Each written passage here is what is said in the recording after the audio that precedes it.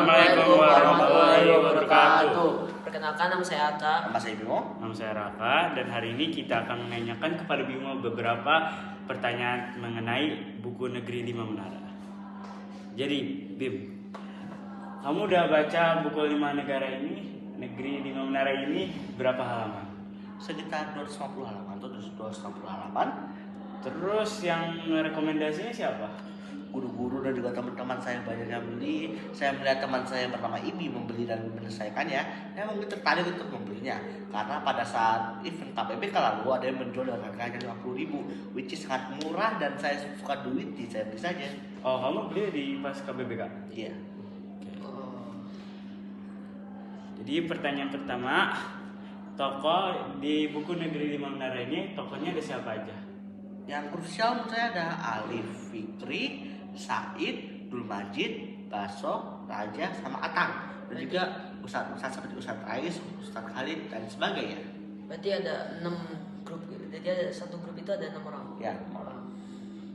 Terus yang tadi habis disebutin itu peran-perannya apa aja? Sebagai tokoh pendamping yang seperti tokoh pendamping yang bantu si tokoh utama Alif Fikri untuk beradaptasi di PM dan mengikhlaskan kalau dia tidak akan masuk SMA. Terus kejadian apa yang paling kamu suka di buku Lima Menara ini? Di Pondok Mamdani, which is pondok di buku Lima Menara ini, ada cycle atau putaran untuk ronda. Kali ini yang dapat ronda di dekat daerah sungai kecil yang rawan pencuri adalah Alif dan juga Dul Majid.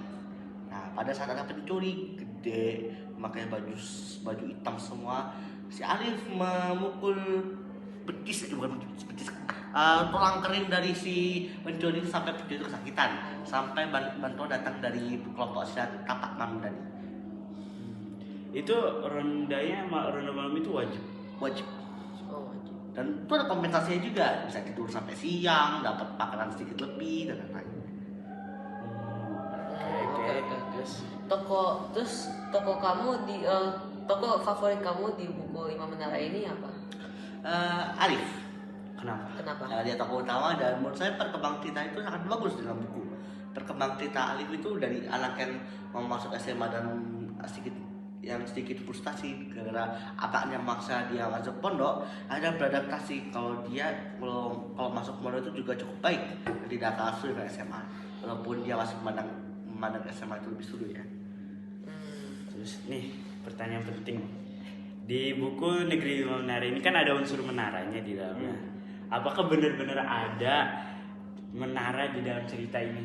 Sampai sekarang saya baca, menara dalam cerita ini hanya satu, which is menara yang tidak terpakai, yang ada di tempat nongkrong para 6 orang ini, yang mereka sebut jadi mereka sebagai Sahibul Menara. Sahibul Menara. Apa itu? Sahibul Menara adalah kayak para penghuni menara. Apakah ada tokoh protagonis di buku Lima Menara ini? Ya, yang bernama Alif Fikri. Oke, terus siapakah tokoh antagonisnya? Tidak tokoh antagonis di novel ini, namun yang secara rinci tidak ada, namun yang sampingan seperti pencuri ada. Buku ini tidak memiliki tokoh antagonis yang benar-benar jadi sorotan dari awal sampai akhir, karena buku ini itu menceritakan kisah hidup Alif Fikri yang harus berdamai dan sabar dengan nasibnya yang awalnya masuk SMA, padahal harus masuk pondok. Nah, Oke. Terus apa saja nilai-nilai moral seperti kerja keras, pantang menyerah, dan tekad yang bisa dipelajari dari kehidupan tokoh dalam novel ini? bersabarlah dengan keadaan dan berikhlaslah. Selama Anda ingin berjuang untuk menggapai satu cita-cita, maka niscaya dengan cukup doa, sholat, dan juga usaha, cita-cita itu akan tercapai. Kata-kata hari ini. Kata-kata hari. Terus terakhir, bagaimana pengalaman tokoh-tokoh dalam novel ini mengajarkan pentingnya usaha dan doa untuk mencapai cita-cita yang setinggi apapun? Contohnya saja protagonisnya deh, si Alif Fikri. Si Alif ini kan ceritanya itu dari Padang kan, Sumatera yang waktu itu masih cukup ini ya, cukup desanya masih cukup rapuh seperti zaman dulu. Ya. Dan ini menjadi insinyur atau wartawan. Iya. Itu pengen kuliah di ITB, kuliah-kuliah bagus lah yang mahalnya selangit. Nah, dia pengen jadi pinter biar dapat beasiswa, biar bisa masuk, biar jadi insinyur kayak Soekarno atau Habibie. Iya. Nah, namun setelah lulus SMP dan masuk SMA, sayangnya anaknya tidak membolehkannya untuk masuk SMA karena pondok dan pesantren membutuhkan bibit unggul.